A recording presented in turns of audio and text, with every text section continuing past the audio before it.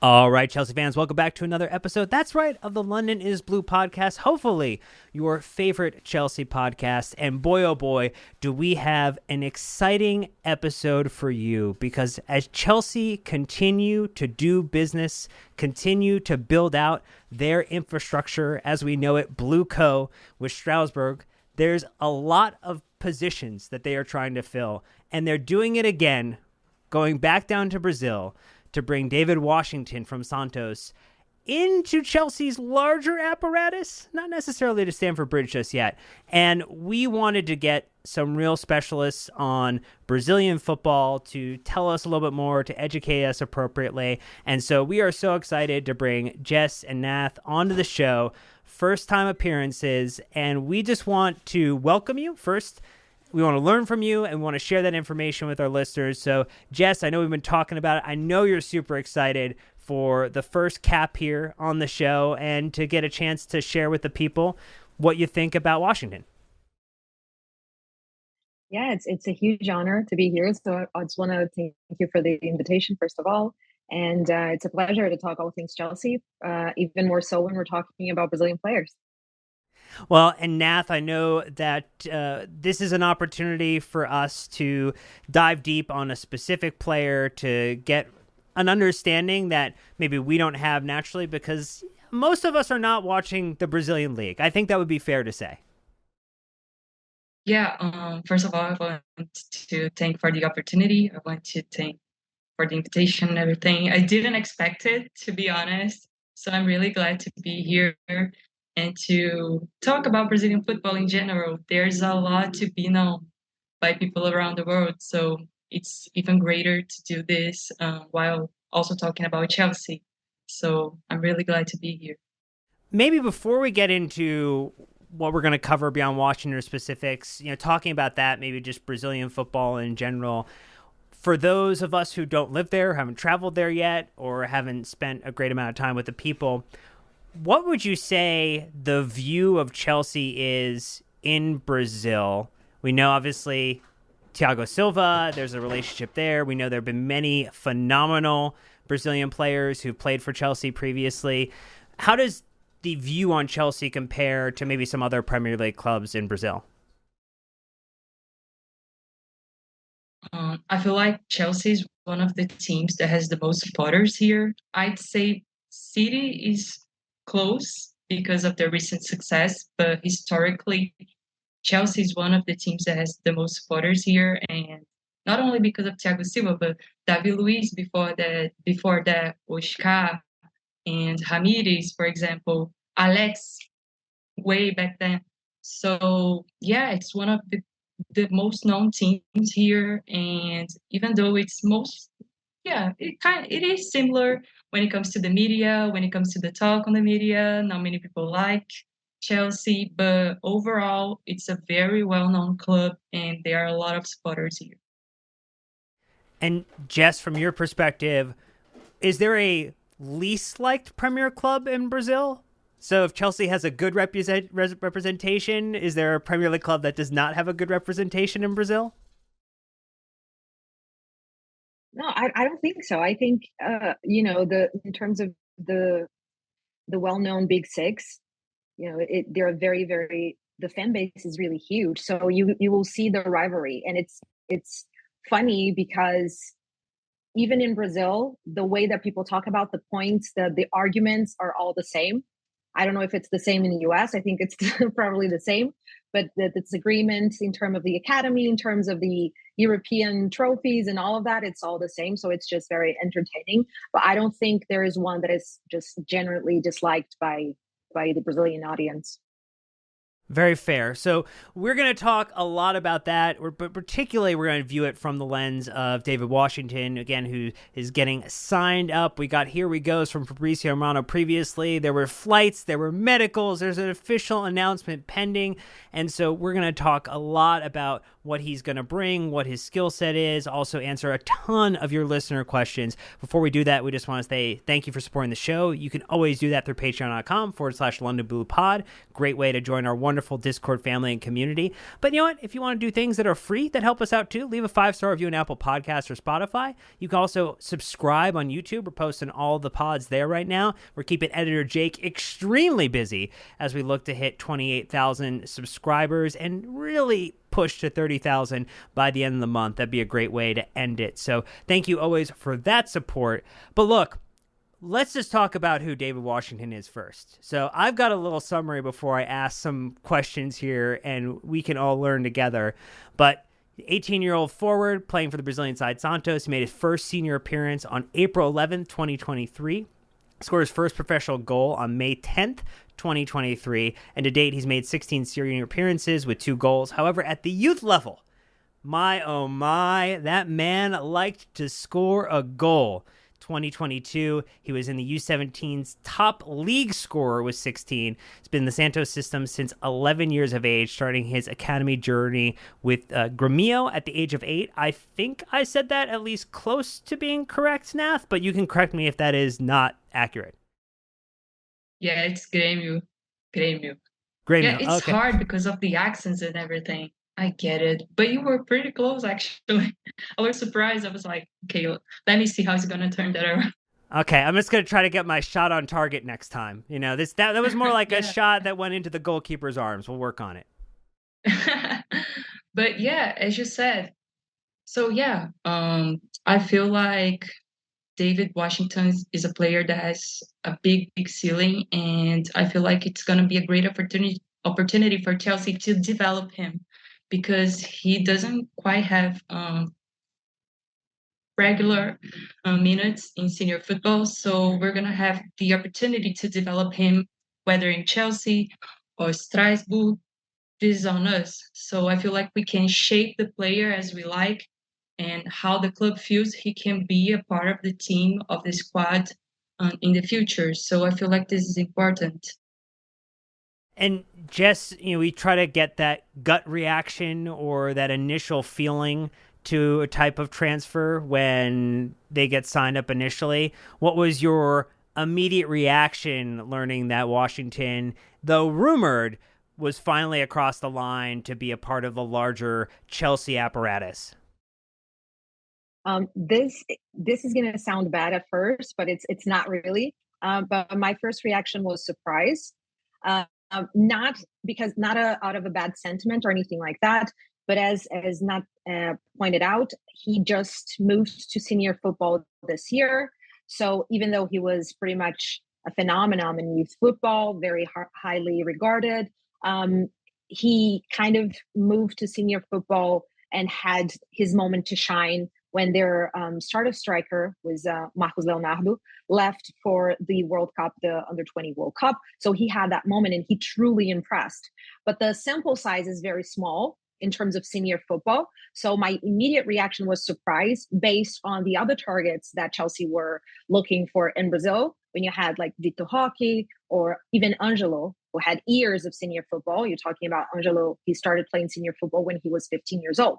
So, that was the big difference for me. Having said that, there's another reason, and it was the fact that because of his lack of experience, you would expect Chelsea to move for Marcos Leonardo, who is the starting striker for Santos, and he's also in the age bracket of young players. And so I had to think about why we didn't move for him, why we are going like one step further. So he's not even the next big thing. He is the next big thing. He is the next in line. He was seen as the next in line to succeed Marcos Leonardo. So that was the surprising aspect. But after that, looking at just the player, as also was mentioned before, he's seen as a big talent in terms of ceiling. So obviously with young players, it's all about how you develop them and how you give them the proper means to thrive and to mold and shape how you want them to, and whether or not they're going to reach the levels that you expect of him. But he has a lot of really good attributes that we're going to be talking about in this episode that I think make this a very exciting signing for the future. So we had a question, Nath, from Brent, who was asking about like why we should be excited, because I think he referenced to just, I think, the exhaustive nature of the transfer window where it's linked name, maybe it happens, maybe it doesn't. There's a lot of young players that Chelsea are bringing in who don't necessarily look like they're an immediate drop into the first team to help out. I wonder almost if you could frame it by talking through the Santos supporters and how they feel about losing this player, and maybe try to transition some of the excitement that they had around O Presidente to why Chelsea supporters should be excited. So yeah, there's a whole feeling of surprise, as Jess said, because people were expecting, not only Santos supporters, but Brazilian football fans in general, were expecting Marcos Leonardo to move after his U20 World Cup and also after his season, his past season and this season as well. He started pretty well. So people are expecting Marcos to move, especially because he's older as well. And he's got a bit more experience, or a lot more in this case. But yeah, Deivid Washington is moving, and now it's Marcos Leonardo is set to stay. So there are a lot of mixed feelings, but overall, there are high expectations of him going to Europe, and there are a lot of anxious fans trying to figure out what Chelsea is gonna do or what Blue Co is gonna do, because he's now a Blue Co player, not only a Chelsea football player. So it's gonna be interesting to see. As I said, it's in Chelsea's hand to shape him, and it comes to Chelsea or Blue Co, the whole setting to do it. So it's gonna be interesting. And Santos supporters are trying to figure out how this is gonna be, how this is gonna go, because they have high expectations for Deivid Washington. So it's only fair. Very fair. So we talked about this idea of ceiling, and we did get a question from Samantha just asking what's the plan. The plan is to loan Washington out so that he can progress and level up his game. That is the expectation and understanding. It looks as even though Broya is getting back to fitness, whether or not he stays is still a question for consideration. But we know that Nico Jackson is our number one guy when it comes to the number 9 spot. There was a question, though, from Panagendra asking 2 questions just around like where do we think Santos ranks right now in terms of the prospects like emerging out of Brazil, and maybe what is that expectation for what he should accomplish next season based upon what his level of senior football is? Because to me, it feels like double-digit goals and maybe a few assists and getting a ton of minutes would be the recipe for a good first season. Yeah, that's absolutely perfect. In terms of how you compare him to the previous talents or gems in Brazil, it is a very complicated question. And I don't think in this case there is an absolute answer, because as we said before, he is the next on the line. So right now in Brazil, for people to be a little bit situated, there are 2 main forwards, like the top tier forwards. Everybody's talking about him. One is going to Real Madrid, one is going to Barcelona, Endrick and Victor Roque. So they are the ones in the very, very top bracket in terms of expectations. Whether those expectations are going to materialize or not, we don't know, but those are the ones where everybody has the biggest expectation. And then the second bracket, you have a number of players like Marcos Leonardo, I would say like Andre, like Matheus França, who are impressing and who are seen as some of the biggest gems of their generation. And then you have Deivid, who would be the next in line. So I would put Marcos Leonardo in the second bracket, and then Deivid pushing to enter the second bracket. But at the same time, it feels unfair to let him in, let's say, like this, because of the sample size, as we said, is so small. In terms of youth football, incredibly impressive. But I think he started 9 games, I think, this season, in his first season in senior football. So as you said, I couldn't agree more that a successful season for him would be consistent minutes. So the first thing, wherever he goes on loan, we all are expecting it to be for France, is to really find himself a starter spot, to fight for his place and to have those consistent minutes. And then maybe get the double digits for me would be fantastic. I wouldn't even throw in the assists there, even though he is very, very good at 1-2 football. But just keeping that experience, because I think we're gonna talk a little bit about his attributes, but even having the attributes in mind, his biggest weakness at this moment, because he is very well rounded, is the lack of experience. So that's the first thing for a successful season, is to reach that level of consistency in the senior team. And Nath, it sounds like as we talk about that, when I was reading up, and maybe you can either correct or validate, that he does have the profile of an individual and has been able to play across like every part of the front line, like either on the wing or more centrally. But it's been identified that he is most likely in his best when he is playing a central role, kind of maybe talking to some of the strengths that he has.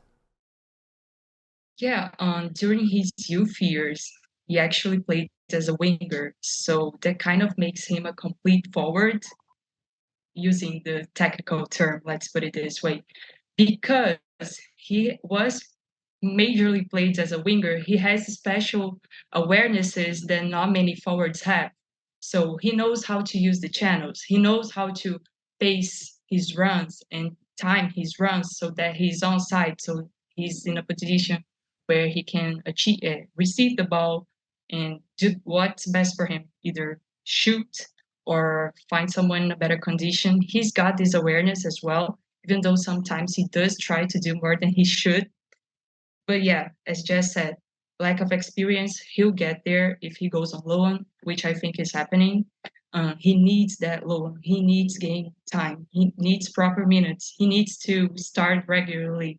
He did start a few games, but the level of those games were not that high. I guess he scored against Bahia and Vasco. Those two teams aren't in their best at the moment. Not even Santos is at their best. They are actually fighting to leave the relegation zone. So Santos as a whole is a mess. And I feel like this kind of mined his performances and made him underperform, let's put it this way. I feel like he could do more in a proper setting, in an organized club, in an organized collective. And I feel like Patrick Vieira would be a great coach for him in this sense. What he did, I guess it was on Palace and Nice before that, if I'm not mistaken. It was pretty special, and I feel like he's got all the tools and all the knowledge he needs to do this in Strasbourg right now. And also, it would be very nice to see David and Angelo playing together again. What they did at Santos in that little mess they are in their little mess right now, it was very special. It showed sparks. It was a bit of a spark to Santos offensively. So it would be nice to see that link up in France as well. Well, we'll see if they can spark a different type of revolution in France this coming season as they play together. But we're going to take a very quick first ad break, and when we come back, we'll talk more about those strengths, those weaknesses that he has within his game. So stay tuned. We'll be right back. So, Jess, as we were continuing the conversation around strengths and weaknesses in his game, are there any other areas that you would want to point out about, hey, really, really good at this, but also maybe still needs to work on this type of thing? Yes, I think the greatest thing when you analyze him is that he is well-rounded. So you see that he has good attributes in every category. And I'm not just saying this. I'm not saying he's ready-made, anything like that. As we said, he lacks experience. But I would say that the biggest strength for me is the word movement. His movement is outstanding. And I just don't mean movement in terms of running and movement off the ball. I mean movement with the ball or without the ball. So when he doesn't have the ball, as Nat said, he was a winger before in his youth days. So he started left wing, which was his preferred position, but he was made to play on the right wing as well. So he knows how to utilize the wide areas very, very well and to exploit them and make those runs behind the defender's back and all of that. So his runs without the ball are fantastic. He knows how to position himself anywhere in the final third perfectly. He's always looking to shoot. He's very, in terms of movement, he's very, very fast in how he reacts. So if he gets the ball, he tries to turn around and to shoot. It's great. But also the movement on the ball for me is interesting. And I just don't mean with dribbles. It's the way that he moves his body to almost shield the ball, and he pretends to go one way and goes the other way and just fools the opponent.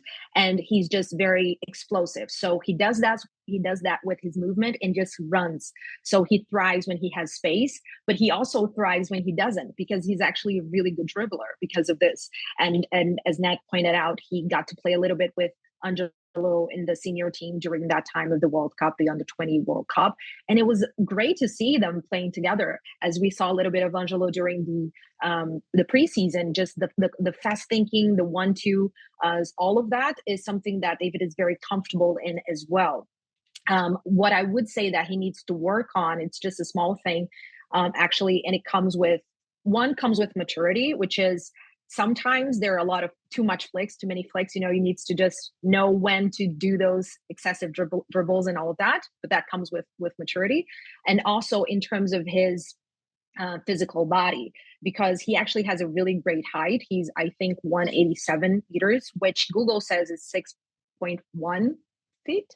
I think. Yeah, I got 6'1" as well, but I'm not sure about that. Okay, so yeah, so 6'1", it's 1.87 meters. So he actually has really good body for his age, and his size is good for his age. But I think if you were, looking to play in the Premier League, he needs to bulk up, as we say, and that's I think something to work on, because sometimes when he receives the ball, if he doesn't move fast enough to turn around and find a pass, when there's a lot of contact, he might lose the ball just because of his body strength. So it's something that needs to be worked on in the future. But again, it comes because of his young age and because of his normal, natural body of, you're talking about an 18-year-old. So that's to be expected. Nath, as we think about that, and I want to dig in maybe a little bit more on the fact of Angelo and Washington, how they help support one another. So they're going to the same club. They're going to be in the same attacking apparatus together. What are the things that they're going to be doing to help each other in terms of how their games are complementary to one another and support maybe both of them having a better season because they already have that relationship that they're importing into France? Yeah, from what we've seen in the short amount of time they played together here in Brazil, it was very special. They really linked up pretty well, especially in the box. Mostly Deivid setting up Angelo for finishes, which is funny to me because Deivid is a center forward, but still. So this is another aspect that shows how versatile he is, actually. He likes to move mostly centrally because he's a center forward now, but he's got this awareness on how to use his wingers, and he does that very well. So I feel like this is a win-win situation for him and Angelo, and also for Strasbourg as a whole, because I feel like this is gonna up their attack, their attacking options and everything. They also have other pretty offensive midfielders. Bedegaard, I feel like he's there. He's gonna stay there. I feel like he's staying there. I don't know, but he's also very offensive coming from midfield. So I feel like this all complements the way they played at Santos, giving a little twist because it's a different league, it's a different experience, it's a necessary experience both of them need. They need game time, and they need to bulk up, both of them. Just said about the needs of Deivid bulking up, but Angelo needs as well. He likes some athleticism, though he's very fast, and that kind of makes up for the lack of athleticism, but still they need to bulk up because in the Premier League they are going to feel the difference. It's going to be important for them to be athletic.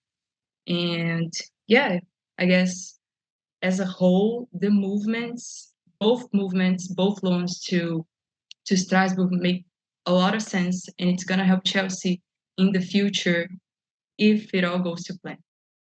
Well, it seemingly is already going to plan because Strasbourg ended up winning their first game of the season, which is exciting because they ended last season just above the relegation zone. So that's a nice thing for them to have the start of a good season, beating Lyon. They have the benefit of Vieira coming in as a coach, and then all this wonderful talent that they're getting injected with as the larger Badad and Todd and Feliciano team put together really strong support for them.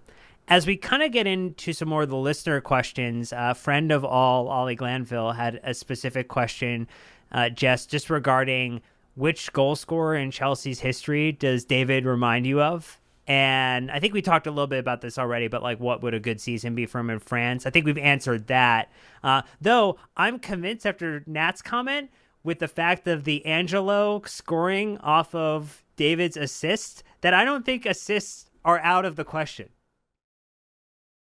No, it's not about like out of the question. It's just not something that I would use to define like a good loan for him. But as I said, I mean, he started as a winger, right? So he has those attributes. I think similar to Jackson, and that helps in terms of how just like a complete player, a complete player helps with his vision. It helps with his agility, and that's something that only benefits the player if you're talking about a player that thrives on movement, right? So as far as Chelsea's, what was it? Chelsea's old well, goal scorers of old, like so. What model of Chelsea player or attacker does David line up with? And like, we'll get yours, Jess, and we'll get yours too, Nat, just to see who do we think he lines up with the most. Well, definitely not Diego Costa. Not Anelka. I wouldn't say Drogba. I think Jackson is still a little bit closer in terms of style to Drogba. I think because of his movement, pace, explosiveness, and dribbles, I would kind of say Fernando Torres. But before Chelsea, like as a pass forward, but in his younger days, and he's very, very like before in the Atleti even. So yeah, comes to mind. I Do you swear, have a different one? Anelka came to my mind. And I was like, am I crazy? And I kind of rewatched a few past games and highlights of Anelka, and he kind of reminded me of David. I guess because of their height, it's pretty similar. I had to check that out as well. But the way they use space, they occupy space to get the ball and shoot. David is not there yet. He's not at Anelka level, but he could be someday. And that's quite exciting, to be fair. Just reminds me of Anelka, not there yet, as I said, not wanting to sound crazy, like, oh, you're overthinking, you're overreacting. No, he's not there yet, but he could be. They kind of reminded me of each other because of their height, the way they are quite fast, to be honest, and the way they think quickly to act, either passing or shooting. It's quite similar. I would agree, like in terms of the movement inside the box, just as Nat said, the how they protect the ball, how both have an array of different finishes is very unpredictable. How they're going to finish? They find a way to finish in a different way, I think, and the usage of the body, I think it's similar. The reason why I didn't go with Anelka is because I was thinking like more in the broader sense of how he utilizes the space when he's not in the box, and in terms of he's not that centrally. He knows how to roam wider areas, I think, in a different way. But I would definitely agree when you're talking about the movement and what the player does and how he reacts inside the box. As you talk through it, I've been trying to rack my brain about if there's another name that I would consider. And some of the conversation around the movement into the box and the carries kind of has me thinking like the mental picture I started drawing was Tammy Abraham in his first season, not necessarily the second season at Chelsea, but even particularly on his loan in Aston Villa. That was really the model that like I started to picture based upon the description. So you can also tell me if that does or doesn't sound correct, because the more examples we can provide to people, the better they can visualize that player on the pitch. Yeah, it makes sense. Now that you talked about Tammy, yeah, I was like, yeah, it could work. But Tammy was more athletic. He had more body. He was more Bota. So yeah, it kind of reminds David. David kind of reminds, in some aspects, Tammy's games. game playing style. But yeah, he could bring some other aspects that Tammy didn't, because he was a winger back in the day. Deivid was a winger, so he's got some attributes that Tammy maybe didn't, because he was always there, center forward, scoring goals and having to put the ball in the net mostly. So yeah, there's a resemblance, but maybe Deivid is a bit of a different profile. Perfect. Well, we're going to broaden our aperture for a moment, because William had a question about comparing Washington's ceiling, particularly to Angelo, to Kennedy Piez, and like the other talent that we're starting to accumulate from South America. So I know, Jess, you and I, before this episode, we were talking a little bit about maybe some of the other individuals who you were also excited for, from coming from South America into Chelsea's larger system. Yeah. First of all, one thing that I would like to point out, and I think we talked about this before, is just how Chelsea are approaching the way that they're approaching the market, because I think it's a bit different than what we saw before. So before, Chelsea would bring in players that were okay players, but they were never really linked with a lot of the players that were the main guys or the next big thing. I think Oscar was one of them, when he was really seen as a big name in terms of potential. But majorly, there were a lot of moves that Chelsea made that kind of left me as a Brazilian quite confused. And now I'm seeing almost like we're targeting the right people.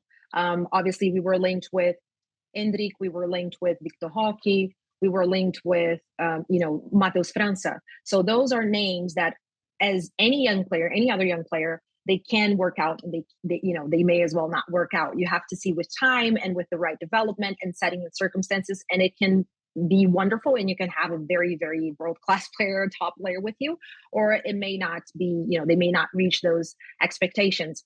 But, so it's always going to be a risk. But I'm seeing Chelsea, take risks on players that I understand why they are taking risks on.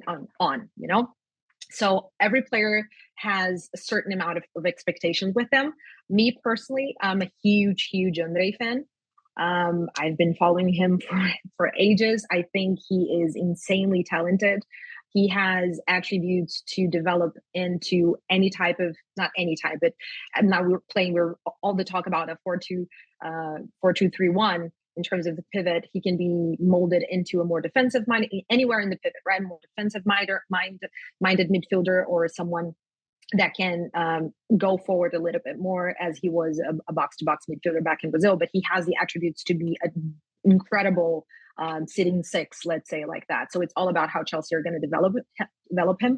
But in terms of expectations, he is the one that personally I'm the most happy with, and I have the highest expectations of. But I'm also incredibly, and I will say it right now, I'm incredibly biased here. What I will say, just looking, like trying to be objective, the one that I think people should be very excited about is Kendi. That kid is different. He has a factor, like it's magical what he does, the way that he reads the game, the way that he positions himself. I always remember Thiago Silva people talking with him about how he sees, almost like he sees the game ahead of time. Like he's able to read what's going to happen before they happen. And that's how he positions himself. I'm telling you, that kid, Kendry, he is like that. He knows where people are going to be. He knows where the game is going to go before they happen. So in terms of who I think has that star quality potential, and it may not happen, we don't know, but if I were to bet on someone, I think he's just different. He has that it factor almost. So he's one that I was incredibly excited when Chelsea got. And again, as for Deivid is such a complicated one. Not because he's not talented, because he is truly talented, and he is, as Angelo, such a fun player to watch, because they come from Santos Academy. It is an academy that always instigate dribbling and being courageous and being unpredictable. So this is something that you're going to see in the majority of Santos players.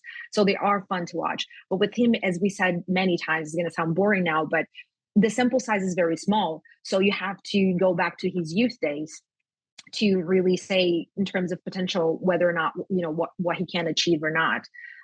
So I would put him in terms of expectations behind those, behind the likes of Andre and stuff.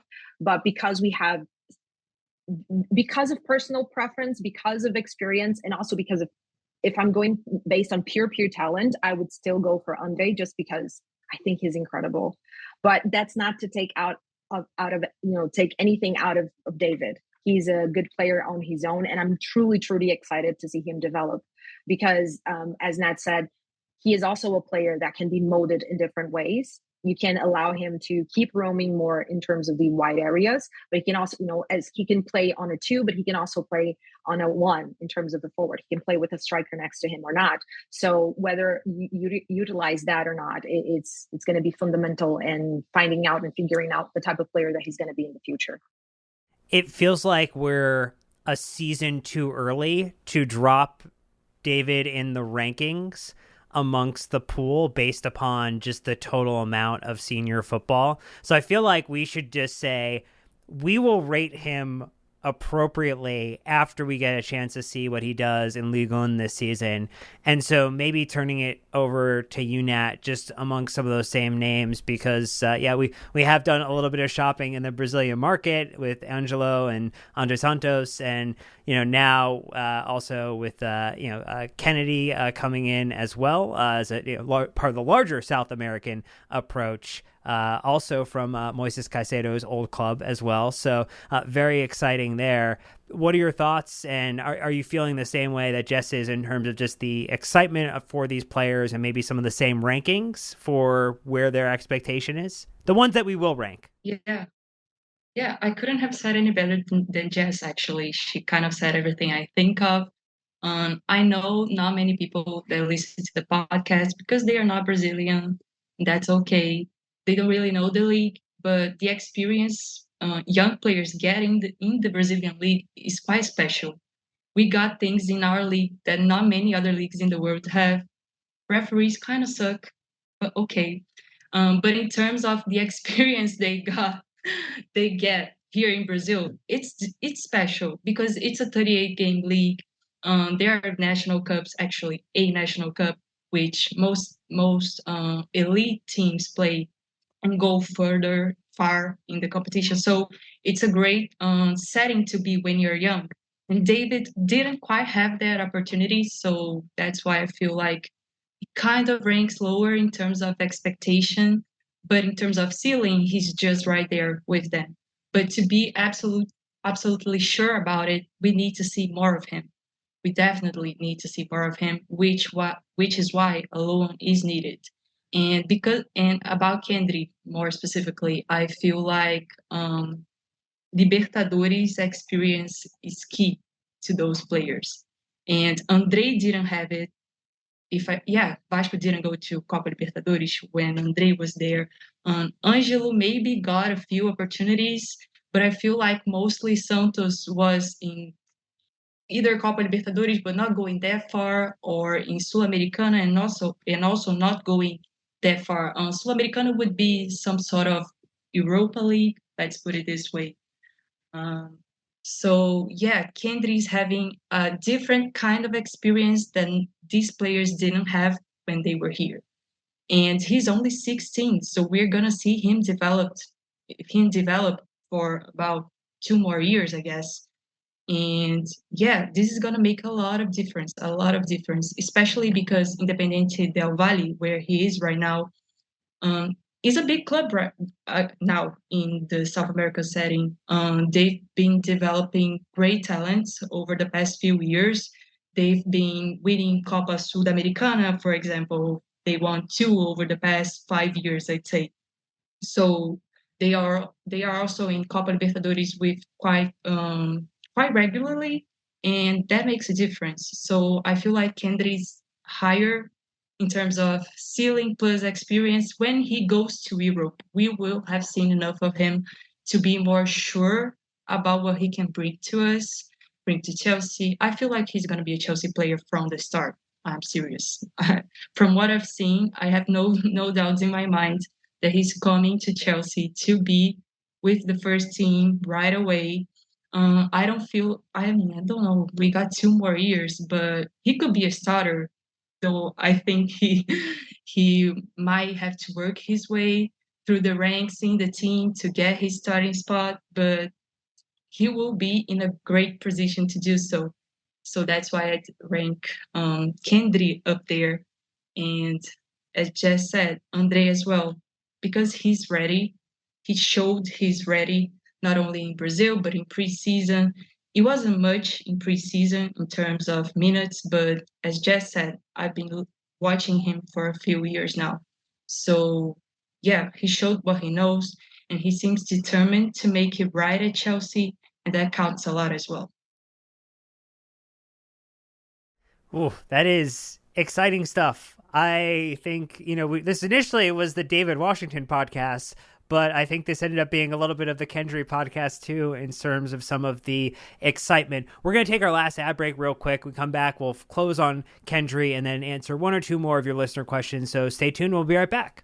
So I just want to tie off on the Kendry thing real quick, because this whole idea of going directly into the first team is a very interesting thought. I think even though the rumblings around him have been the wonder kid type articles that you see all the time, or the special talent, the diamond, all of the effusive praise that gets lauded on these players, that with Chelsea going most likely to Portugal very soon after the window ends to buy the second club as a part of Blue Co., potentially going to Belgium to add in another, that it could be by the time he turns 18 that Chelsea have 3 or 4 options across Europe to place him into.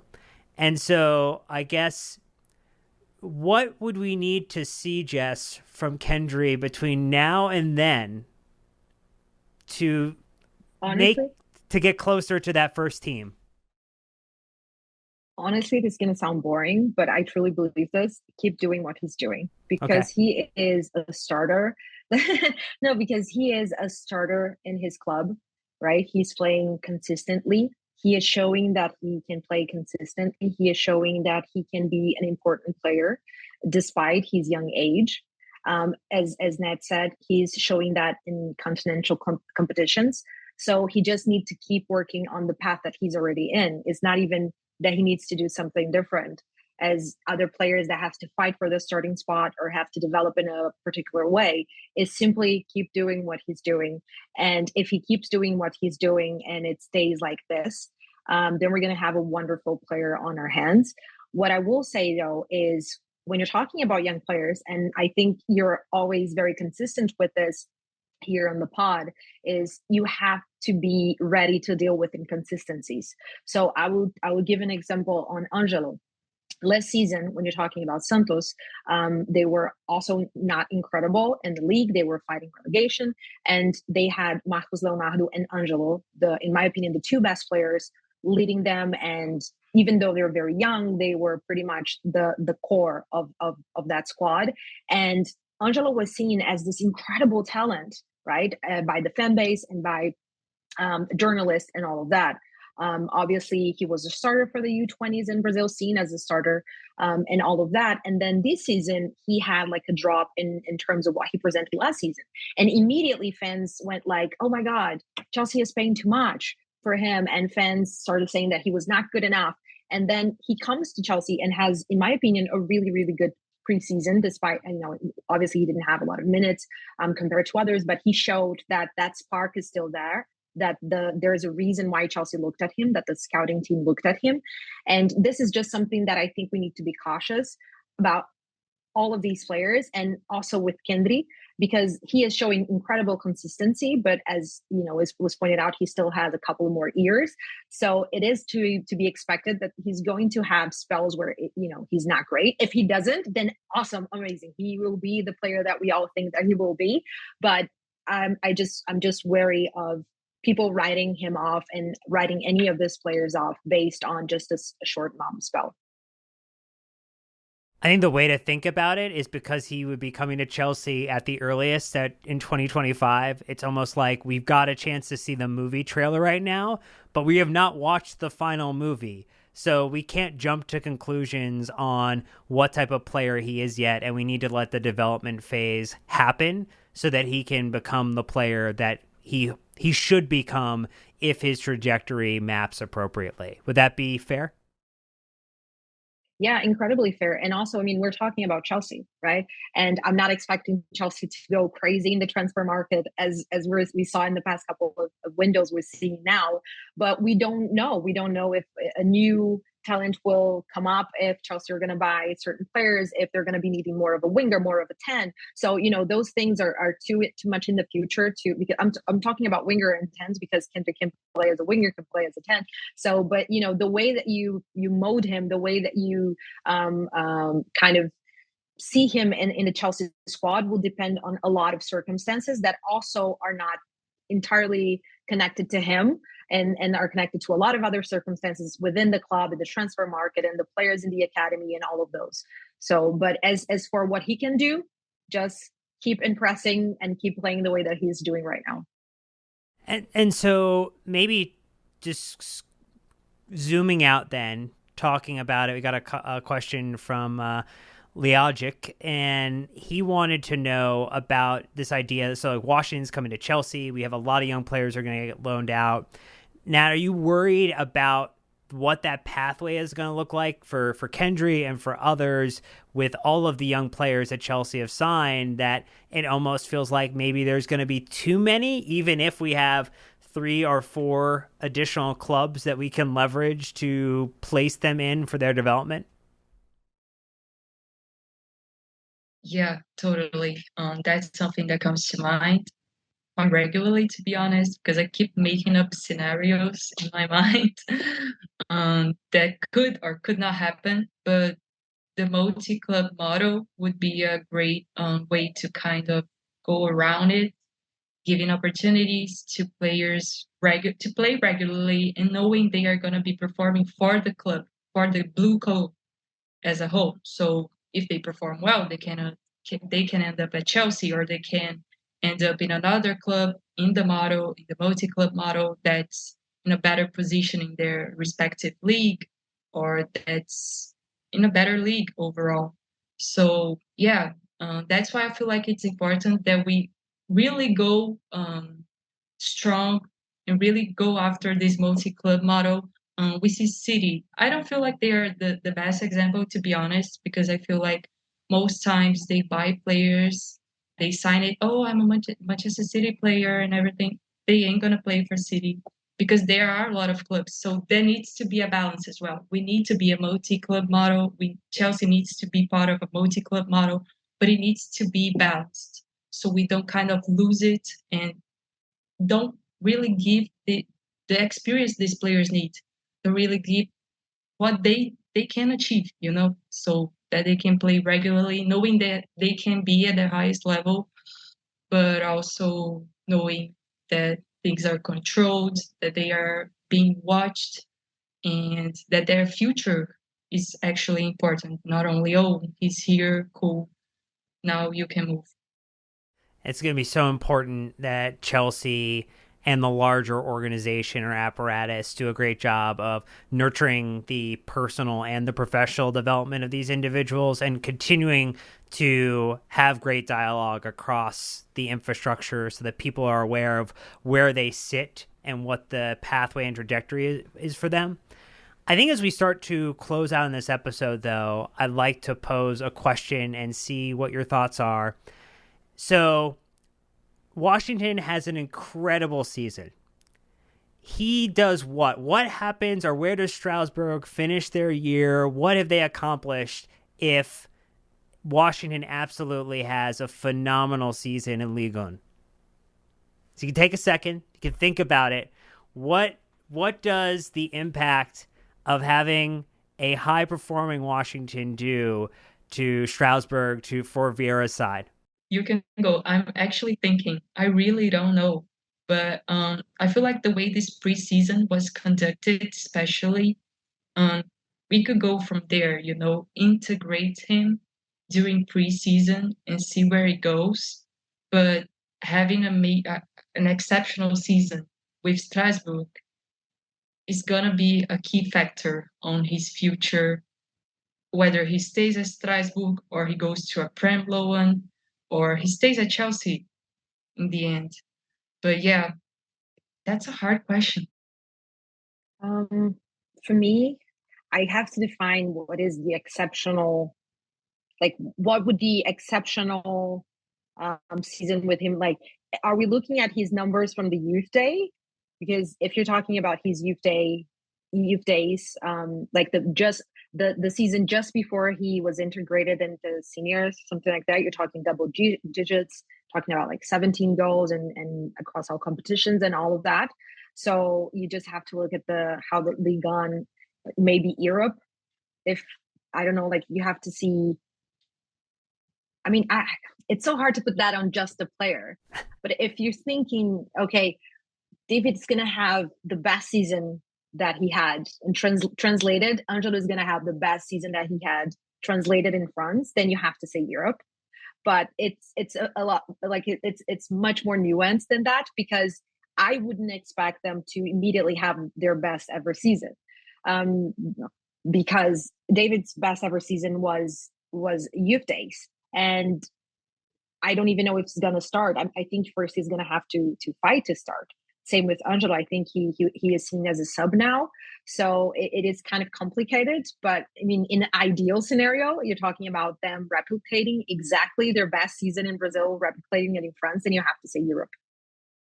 Oh, it would be interesting to see Strasbourg go from being almost relegated to being even in fifth place, which I believe is a Europa League conference or Europa League group stage spot in France. So that would be a phenomenal season over season improvement. And if Washington was responsible for that, I would imagine that he would find his way very quickly back in Stamford Bridge and at Chelsea, because that would mean exactly. that he's exploded on the scene.